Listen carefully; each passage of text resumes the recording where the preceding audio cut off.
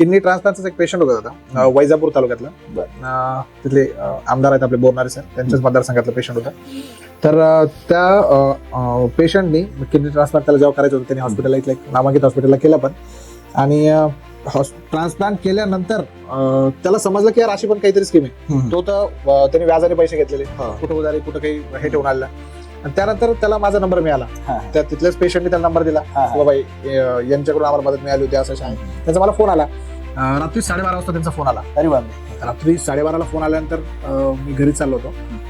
तर मला फोन आला की बाबा मी असं दादा मी असं बोलतोय, माझं किडनी ट्रान्सप्लांटचं पण आता माझा एक 4-5 दिवसामध्ये डिस्चार्ज आहे. तर मी आता काय करू? तुला काहीच करू नका. सगळ्यात प्रथम तुमचं कधी इन्कम जे तुमचं उत्पन्न सर्टिफिकेट काढलेलं असेल तर ते मला पाठवा. आणि तुमचं आधार कार्ड मला पाठवा आणि हॉस्पिटलचं कोटेशन मला पाठवा. ते म्हणलं दादा आम्हाला याबद्दल म्हणजे आम्ही तुम्हाला रेशन कार्ड वगैरे ते पाठवू शकतो.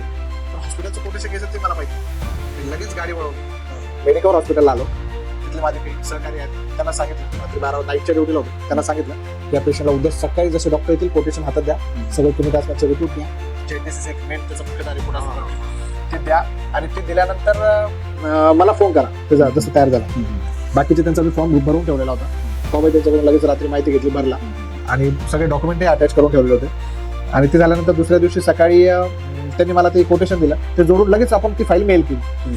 मेल केल्यानंतर वरती सीएम ऑफिसला कळवलं की ही फाईल खूप म्हणजे ते गरीब पेशंट आहे, तेही अधिकारी त्यांनाही म्हणजे एक नियमातच चालावं लागतं. पण त्यांनी थोडा एक जी फाईल समजा 4 तास लागणार ते 1 तासात कशी निघाल ते लवकरात लवकर प्रोसिजर करून. आणि त्या फाईलला इनवर्ट नंबरही पडला, जो आउटवर्ड नंबर जो एम नंबर असतो तोही पडला. आणि त्यांचं कॉल व्हेरिफिकेशनही झालं. आणि 4-5 दिवसामध्ये त्यांचा डिस्चार्जचा टाइम तेव्हा त्यांना 2 लाख रुपये आले. अरे बापरे. जसे 2 लाख आले त्यांना हॉस्पिटलने सांगितलं तुमचे 2 लाख रुपये आले. म्हणजे त्यांचे देणं बाकी होतं लोकांचं 1.5 लाख.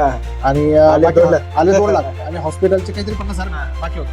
म्हणजे त्याचं सगळंच एका 2 लाखामध्ये सगळं दिलं झालं. जबरदस्त. म्हणून त्यांचा मला फोन आला. त्यांच्या मिसेसही मला बोलल्या, त्या रडल्या अक्षरशः. मी फोनवर बोललो. मी ऍक्च्युअली बहुतेक मुंबईला चाललो होतो, प्रवासातच होतो. मी काही त्यांना भेटू शकलो नाही सेकंडली.